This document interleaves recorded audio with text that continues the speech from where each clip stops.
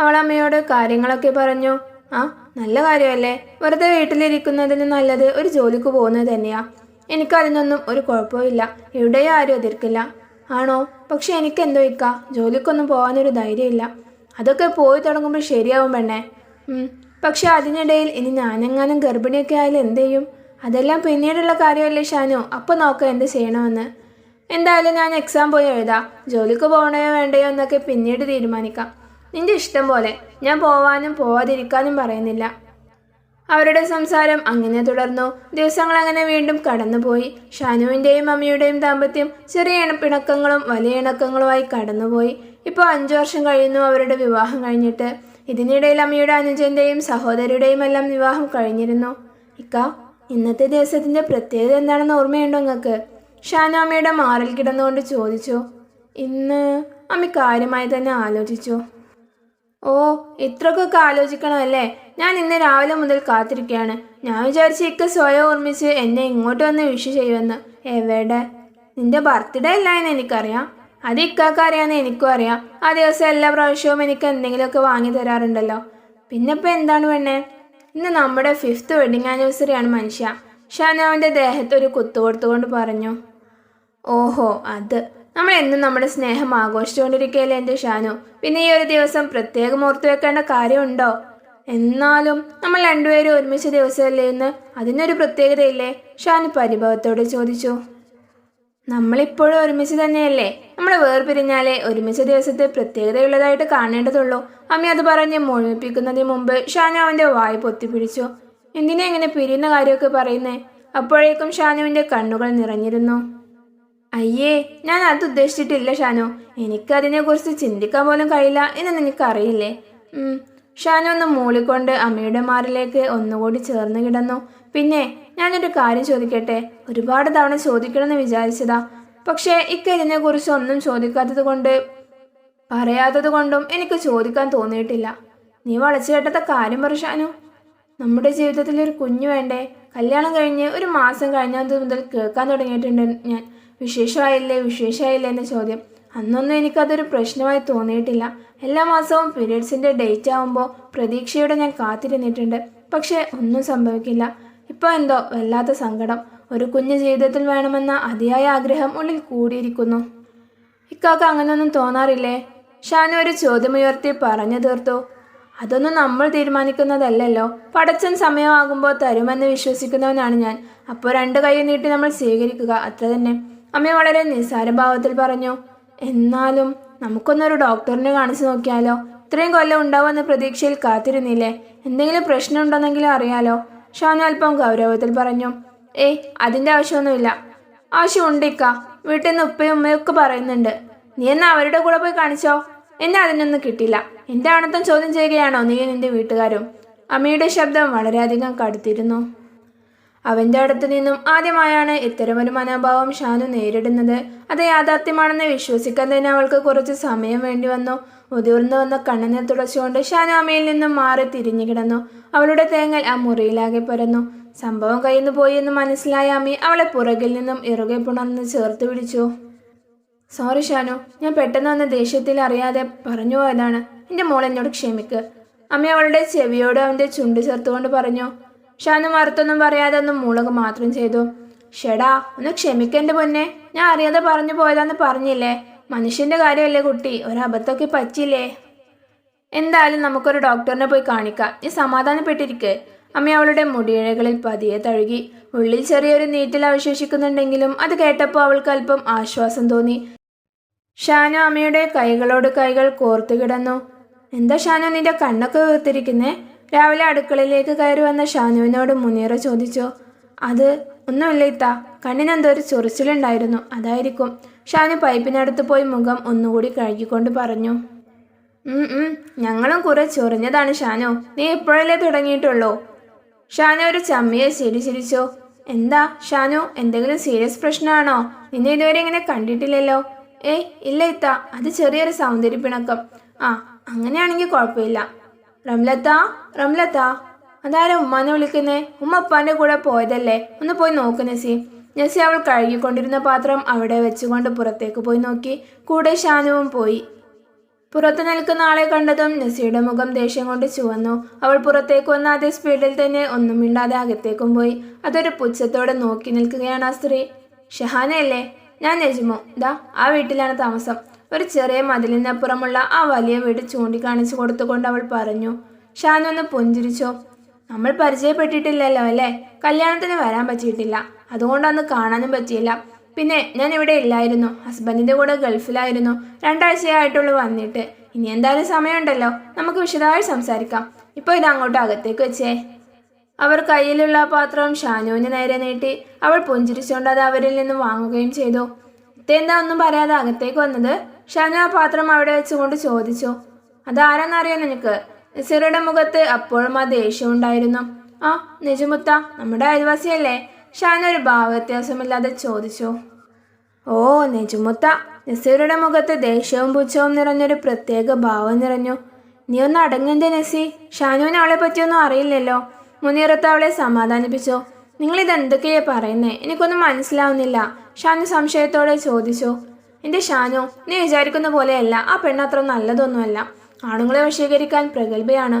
ഓഹോ, അതാണോ? ഭാര്യമാരോട് സ്നേഹമുള്ള ആണുങ്ങള് അങ്ങനെ ഏതെങ്കിലും പെണ്ണ് വിചാരിച്ചാലൊന്നും ഒരു വശീകരണത്തിലും വീഴില്ല. പക്ഷെ അവളുടെ കൊഞ്ചുകൊഴിഞ്ഞുള്ള സംസാരവും നടത്തവും ഒക്കെ കണ്ടാല് ആരാന്ന് നോക്കിപ്പോവും ഷാനു. അനുഭവം ഉള്ളതുകൊണ്ടാണ് പറയാണ് ഞാൻ. അത് പറയുമ്പോൾ നസിയുടെ മുഖം ദേഷ്യം കൊണ്ട് ചുവന്നിരുന്നു. നസിത്താക്ക് എന്താ അതിനോട് ഇത്ര ദേഷ്യം? അവളുടെ പുതിയാപ്പിള അറിയാതെ ഒന്ന് അവളുടെ കെണിയിൽ പോയി പെട്ടിരുന്നു. പക്ഷെ അപകടം മനസ്സിലാക്കി അവൻ തന്നെ അതിൽ നിന്ന് തിരിച്ചു വന്നു. അവൻ തന്നെ അത് നസിനോട് പറഞ്ഞതും അന്നു മുതൽ തുടങ്ങിയതാ അവളോടുള്ള ഈ വെറുപ്പ്. നസിക്ക എന്നല്ല, ഈ വീട്ടിൽ ആർക്കും ഇഷ്ടമല്ല അവളെ. ഈ വീട്ടിലെ ആണുങ്ങളോടാണെങ്കിൽ അവൾക്ക് കൂടുതലൊരു കൊഞ്ചലാണ്. അതുകൊണ്ട് ഇവിടുത്തെ ആരെയും അങ്ങനെ അങ്ങോട്ട് വിടാറൊന്നുമില്ല. നീ ഒന്ന് സൂക്ഷിച്ചു ഷാനു. മുന്നേ അവൾക്കൊരു മുന്നറിയിപ്പ് നൽകി. ഞാൻ സൂക്ഷിക്കാനോ? എന്തിന്? എൻ്റെ ഇക്ക അങ്ങനെ ഒരു പെണ്ണിനെയും പിന്നാലെ പോകില്ല, അതെനിക്ക് ഉറപ്പാണ്. ആ മനസ്സിൽ ഞാൻ മാത്രമേ ഉള്ളൂ, അവൾ ഭയങ്കര അഭിമാനത്തോടെ പറഞ്ഞു. അതിന് മുനിയും നസിയും വേറെ മറുപടിയൊന്നും പറയാതെ മൂളുക മാത്രം ചെയ്തു. അപ്പോഴാണ് അമ്മ അവിടേക്ക് കടന്നു വന്നത്. എന്താണ് ഇവിടെ ഒരു ചർച്ച? ഒന്നുമില്ലേ? ആ, ഇതെവിടുന്ന ബിരിയാണി? നജുമ കൊണ്ടുവന്ന പാത്രം തുറന്നുകൊണ്ട് അവൻ ചോദിച്ചു. അതപ്പുറത്തെ വീട്ടിലെ നജുമത്തെ കൊണ്ടുവന്നതാ. ആ പേര് കേട്ടപ്പോൾ അമ്മയുടെ മുഖത്തൊരു ഞെട്ടലുണ്ടായത് ഷാനു ശ്രദ്ധിച്ചു. ആ, ആര് കൊണ്ടുവന്നതായാലും വേണ്ടില്ല, നീ ഒരു പ്ലേറ്റ് എടുക്ക്, ഭയങ്കര വിശപ്പ്. അമ്മ അതും പറഞ്ഞ് ടാബ്ലറ്റിന് അരികിൽ പോയിരുന്നു. ഷാനു അത് അവന് കൊണ്ടുപോയി കൊടുക്കുകയും ചെയ്തു. നീ അവരെ പരിചയപ്പെട്ടോ? ആരെ? നജുമുവിനെ. ഇല്ല, അപ്പോഴേക്കും അവർ പിന്നെ കാണാമെന്ന് പറഞ്ഞുകൊണ്ട് പോയി. നമുക്കൊരു ദിവസം അവിടെ വരെ പോകണം. നീ കല്യാണം കഴിഞ്ഞിട്ട് അവിടേക്കൊന്നും പോയിട്ടില്ലല്ലോ. നമ്മുടെ അടുത്ത അയൽവാസികളാണ് അവരൊക്കെ. ആ, പോവാലോ. പിന്നെ ഇവിടെ നസിത്താക്കും മുനിത്താക്കും ഒന്നും അവരോട് വലിയ താല്പര്യമില്ലല്ലോ. ആ, അവരത് നീ നോക്കണ്ട. അവർക്കൊക്കെ ഭർത്താക്കന്മാരെ ഭയങ്കര സംശയരോഗമാണ്. അതുകൊണ്ടാണ് ഓരോന്ന് ആ പെണ്ണിനെ പറ്റി തെറ്റിദ്ധരിച്ച് വെച്ചിരിക്കുന്നത്. എനിക്കിതുവരെ അവരെ കണ്ടിട്ട് ഇവർ പറയുന്ന പോലത്തെ ഒരു പ്രശ്നമുള്ളതായിട്ടൊന്നും തോന്നിയിട്ടില്ല. ഓ, അങ്ങനെയാണല്ലേ. പിന്നെ നീ ഇവരെ ഓരോന്ന് പറയുന്നത് കേട്ട് നജുമുനെ ആ കണ്ണോടെ കാണാൻ നിൽക്കണ്ട കേട്ടോ. നിനക്ക് അവളോട് നേരിട്ട് സംസാരിച്ചാൽ മനസ്സിലാകും അവളുടെ സ്വഭാവം. അമ്മ ഭക്ഷണം കഴിച്ചു കഴിഞ്ഞ് കൈ കഴുകുന്നതിനിടയിൽ പറഞ്ഞുകൊണ്ടിരുന്നു. അങ്ങനെ 2 ദിവസം കഴിഞ്ഞ് അവർ രണ്ടുപേരും കൂടെ നജുമുവിൻ്റെ വീട്ടിലേക്ക് പോയി. ആ, ഇതാര്? അമ്മയും ഭാര്യയോ? വാ വാ, കയറിയിരിക്ക്. നജുമ ഡോർ തുറന്നു. നിങ്ങൾ വരണമെന്ന് ആഗ്രഹിക്കുന്നുണ്ടായിരുന്നെങ്കിലും വരുമെന്ന് പ്രതീക്ഷിച്ചില്ല ഞാൻ. അതെന്താ അങ്ങനെ? നിങ്ങളുടെ വീട്ടിൽ ഞാൻ അങ്ങനെ ഒരു കഥാപാത്രമാണല്ലോ. അത് പറയുമ്പോഴുള്ള നജുമുവിൻ്റെ മുഖത്തെ വിഷാദം ഷാനു ശ്രദ്ധിക്കുന്നുണ്ടായിരുന്നു. സാരമില്ലെത്താ, ഓരോരുത്തർക്കും ഓരോ ചിന്താഗതിയല്ലേ. ഷാനു അവരെ സമാധാനിപ്പിച്ചു. അതൊക്കെ ശരിയാണ്, പക്ഷേ നമ്മൾ മനസ്സുകൊണ്ട് പോലും ചിന്തിക്കാത്ത കാര്യത്തിനെ ചേർത്ത് നമ്മൾ അപവാദം പറയുമ്പോൾ സഹിക്കാൻ കഴിയോ? നജുമ കണ്ണീരോടെ പറഞ്ഞു. ആ, അതും ശരിയാണ്. സാരമില്ല, നമുക്കൊക്കെ പറഞ്ഞ് ശരിയാക്കാം. ഷാനു എന്നാലേ നിന്നെ വിളിക്ക? അതെ. നീ ഇതിൻ്റെ ഇടയിലൊന്നും ഇടപെടണ്ട കേട്ടോ. നീയും അമ്മയും സന്തോഷമായിട്ട് ജീവിക്ക്. ദീർഘനേരത്തെ സംസാരത്തിന് ശേഷവും അവർ പറഞ്ഞതുപോലത്തെ ഒരു മോശ സ്ത്രീയാണ് നജുമ എന്ന് ഷാനുവിന് തോന്നിയതേയില്ല. കുറച്ചു കഴിഞ്ഞ് അവർ തിരിച്ച് വീട്ടിലേക്ക് പോയി. നിങ്ങൾ എവിടേക്കാണ് പോയിരുന്നത് ഷാനു? ഞങ്ങൾ നജുമുത്താൻ്റെ വീട്ടിലേക്ക് അമ്മയ്ക്ക് കൂട്ടിക്കൊണ്ടു പോയതാ. നന്നായി. നിനക്കപ്പോൾ ഞങ്ങൾ പറഞ്ഞതൊന്നും മനസ്സിലായില്ലേ? മുനിത്ത് അല്പം ദേഷ്യത്തോടെ തന്നെ ചോദിച്ചു. അത് പിന്നെ അമ്മയ്ക്ക് കൂട്ടിക്കൊണ്ടു പോയതാ. മാത്രമല്ല, നിങ്ങൾ വിചാരിക്കുന്നത്ര കുഴപ്പക്കാരിയൊന്നുമല്ല അവര്. എല്ലാം നിങ്ങളുടെ തെറ്റിദ്ധാരണയാണ്. ആ, എന്നാ അവളെ നിന്നെ പറഞ്ഞ് വിശ്വസിപ്പിച്ചിട്ടുണ്ടാവും അല്ലേ? സാരമില്ല, ഇനി ഞങ്ങളൊന്നും പറയുന്നില്ല. കണ്ടറിയാത്തവനെ കൊണ്ടാലേ അറിയുള്ളൂ. നസിയാദും പറഞ്ഞ് ദേഷ്യത്തോടെ അകത്തേക്ക് പോയി. മുനിത്ത് അവളെ ദയനീയമായി ഒന്ന് നോക്കുകയും ചെയ്തു. ഇക്ക, നാളെ തൊട്ടിയാടുള്ള ഒരു ഗൈനക്കോളജിസ്റ്റിനെ ഉമ്മ വിളിച്ച് ബുക്ക് ചെയ്തിട്ടുണ്ടെന്ന് പറഞ്ഞു. നമ്മളിതുവരെ കാണിക്കാന്ന് പറയുകയല്ലാതെ പോയി കാണിച്ചില്ലല്ലോ. രാത്രി കിടക്കാനായി റൂമിലേക്ക് വന്ന അമ്മയോട് ഷാനു പറഞ്ഞു. എനിക്ക് നാളെ വേറൊരു പരിപാടിയുണ്ട്. ഉമ്മാനോടാരെ നമ്മളോട് ചോദിക്കാതെ ഡോക്ടറിനൊക്കെ ബുക്ക് ചെയ്യാൻ പറഞ്ഞത്? അമ്മ ദേഷ്യത്തോടെ ചോദിച്ചു. ഇക്കയോട് എപ്പോൾ ഈ കാര്യത്തിനെ കുറിച്ച് പറഞ്ഞാലും ഓരോ കാരണങ്ങൾ പറഞ്ഞ് ഒഴിഞ്ഞു മാറും. ഇനി അത് പറ്റില്ല. നാളെ എന്തായാലും പോയി കാണിക്കണം. കാണിച്ചിട്ട് എന്ത് മനം അറിയുന്നാ നീ വിചാരിക്കുന്നേ? ഡോക്ടറിനെ കാണിച്ചെന്ന് വിചാരിച്ച് ഒന്നും സംഭവിക്കില്ല. അതൊക്കെ മുൻകൂട്ടി അങ്ങോട്ട് തീരുമാനിക്കുകയാണോ? കാണിച്ചു നോക്കിയാലല്ലേ എന്താ സംഭവം എന്ന് അറിയുള്ളൂ. അമ്മ മറുപടി ഒന്നും പറയാതെ കട്ടിലിൽ തന്നെ ഇരുന്നു. ഇക്ക, ഷാനു അവന്റെ തോളിൽ തട്ടി. എന്റെ ഷാനു, നീ കുറച്ച് സമാധാനം തരുമോ? അമ്മയുടെ സ്വരത്തിൽ ദയനീയത നിറഞ്ഞു നിന്നിരുന്നു. ഞാൻ ഇക്കാന്റെ എന്ത് സമാധാനമാണ് ഇല്ലാതാക്കിയത്? 6 വർഷമായിട്ട് ഈ ഒരു കാര്യം ആലോചിച്ച് ഞാനല്ലേ സമാധാനം ഇല്ലാതെ ഇരിക്കുന്നേ. കുട്ടികളുണ്ടായാൽ മാത്രമേ ജീവിതത്തിൽ സമാധാനം ഉണ്ടാവുള്ളൂ. അങ്ങനെയല്ല, നമ്മുടേതായിട്ടൊരു കുട്ടിയില്ലെങ്കിൽ അതൊരു സമാധാനക്കേട് തന്നെയാണ്. ഇതൊക്കെ ഇക്കാക്ക് ഞാൻ പറഞ്ഞു തരേണ്ട ആവശ്യമുണ്ടോ? ജീവിതത്തിൽ ഒരു കുഞ്ഞു വേണമെന്ന് നിങ്ങൾക്ക് ആഗ്രഹമില്ലേ? ഷാനു നിസ്സഹായതയോട് ചോദിച്ചു. ആഗ്രഹമൊക്കെ എനിക്കുമുണ്ട്. പക്ഷേ എന്താണ് പിന്നെ ഒരു പക്ഷേ? ഇക്ക എന്താ എന്നിൽ നിന്നും മറക്കുന്നത്? ഷാനു അത് അമ്മ വാക്കുകൾക്ക് വേണ്ടി പരതി.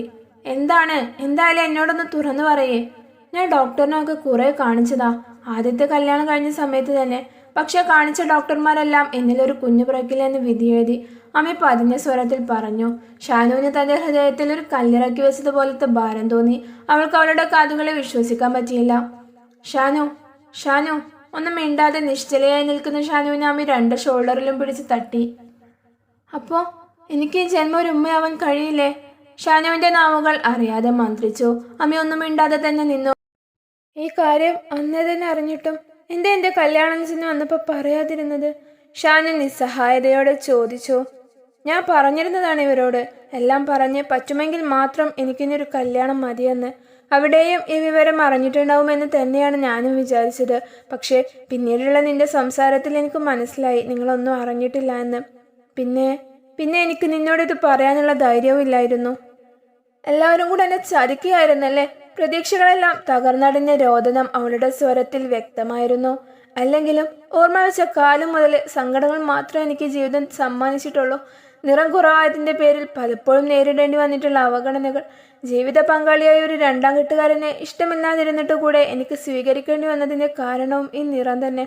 പക്ഷേ നിങ്ങളെ അടുത്തറിഞ്ഞപ്പോൾ, നിങ്ങളുടെ കൂടെ ജീവിക്കാൻ തുടങ്ങിയപ്പോൾ എനിക്ക് കിട്ടിയ ഏറ്റവും വലിയ ഭാഗ്യമാണ് നിങ്ങളെന്ന് എനിക്ക് മനസ്സിലായി. പക്ഷേ ഇങ്ങനൊരു കാര്യം അത് ഞാൻ ഒട്ടും പ്രതീക്ഷിച്ചില്ല. ഷാനു കട്ടിലിരുന്ന് പൊട്ടിക്കരയാൻ തുടങ്ങി. അമ്മയ്ക്ക് അവളെ എങ്ങനെ സമാധാനിപ്പിക്കണമെന്ന് അറിയുന്നുണ്ടായിരുന്നില്ല. അവനൊന്നും മിണ്ടാതെ വാതിൽ തുറന്ന് പുറത്തേക്ക് ഇറങ്ങിപ്പോയി. ഷാനു ഏറെ നേരം കാത്തിരുന്നെങ്കിലും ആ രാത്രി അമ്മ റൂമിലേക്ക് തിരിച്ചു വന്നില്ല. അവൾ കരഞ്ഞു തളർന്ന് അവശയായി അവിടെ കിടന്നു. അടുത്ത ദിവസം രാവിലെ ഷാനു നിസ്കാരപ്പായിലിരിക്കുകയായിരുന്ന ഷാനുവിനെ അമ്മ പതിയെ വിളിച്ചു. എവിടെയായിരുന്നു ഇന്നലെ രാത്രി? അത് എനിക്കെന്തോ നിന്നെ ഫേസ് ചെയ്യാനുള്ള ധൈര്യം ഉണ്ടായിരുന്നില്ല. എന്നിട്ടിപ്പോൾ ധൈര്യം കിട്ടിയോ? അമ്മ കുറച്ചു നേരത്തേക്ക് വീണ്ടും നിശബ്ദനായി. എനിക്കെന്തായാലും കുട്ടികളുണ്ടാവില്ലെന്ന് എല്ലാ ഡോക്ടർമാരും പറഞ്ഞതാണ്. എൻ്റെ കൂടെ നിന്ന് നീ നിന്റെ ജീവിതം കൂടെ നശിപ്പിക്കേണ്ട. എനിക്കെന്താ ഉദ്ദേശിക്കുന്നേ? അമ്മയുടെ വാക്കുകൾ വിശ്വസിക്കാനാവാതെ അവൾ ചോദിച്ചു. മതി ഷാനു, എല്ലാം ഇവിടെ കൊണ്ട് അവസാനിപ്പിക്കാം. നിന്നെ ഞാൻ ഒഴിവാക്കി തരാം. നീ മറ്റൊരു കല്യാണമൊക്കെ കഴിച്ച് കുട്ടികളുമായി സുഖമായി ജീവിച്ചോ. ഞാൻ ഒന്നിനൊരു തടസ്സമാവില്ല. അമ്മയുടെ ഓരോ ശബ്ദവും ദൃഢമായിരുന്നു.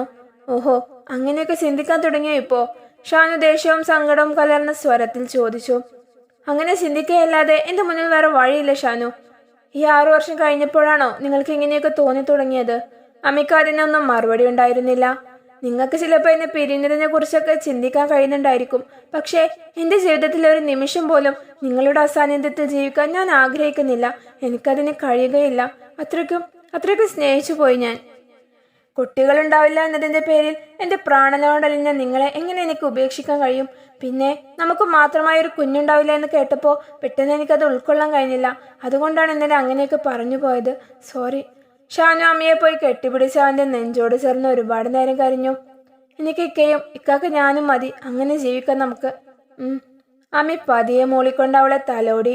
അങ്ങനെ ദിവസങ്ങൾ പിന്നെയും കടന്നുപോയി. ഉള്ളിലെവിടെയോ ഒരു നോവ് അവശേഷിച്ചെങ്കിലും ഷാനുവിൻ്റെയും അമ്മയുടെയും ദാമ്പത്യം സന്തോഷകരമായി തന്നെ മുന്നോട്ടു പോയി.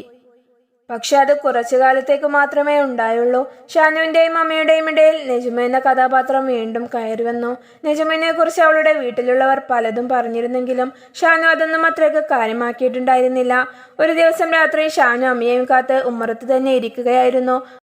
അപ്പോഴാണ് അമ്മയുടെ ബൈക്ക് റോഡ് സൈഡിൽ നിർത്തിയിട്ടിരിക്കുന്നത് അവളുടെ കണ്ണിൽപ്പെട്ടത്. കുറെ നേരം നോക്കിയിട്ടും അമ്മ വരുന്നത് കാണാതായപ്പോൾ ഷാനു ബൈക്കിന്റെ അടുത്തേക്ക് പോയി നോക്കി. കുറച്ചു നേരം കൂടെ കഴിഞ്ഞപ്പോൾ അമ്മ നെജ്മുവിന്റെ വീടിന്റെ ഗേറ്റ് തുറന്നു വരുന്നതാണ് ഷാനു കണ്ടത്. നിങ്ങളെന്താ ഈ സമയത്ത് അവിടെ നിന്ന് വരുന്നേ? അത് ഞാൻ വരുന്ന വഴിക്ക് അവർ എന്നെ വിളിച്ചതാണ്, അവരുടെ വീട്ടിലെ ഫാൻ കേടായെന്ന് പറഞ്ഞ്. അപ്പോൾ അത് ശരിയാക്കി കൊടുക്കാൻ പോയതാ. ഈ സമയത്തോ?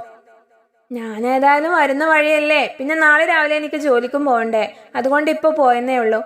നീ ആ നെസിയും മുനിത്താത്തയും പറയുന്നത് മനസ്സിൽ വെച്ച് എന്നോട് ഓരോന്ന് ചോദിക്കേണ്ട, അമ്മ കുറച്ച് ദേഷ്യത്തിൽ പറഞ്ഞു.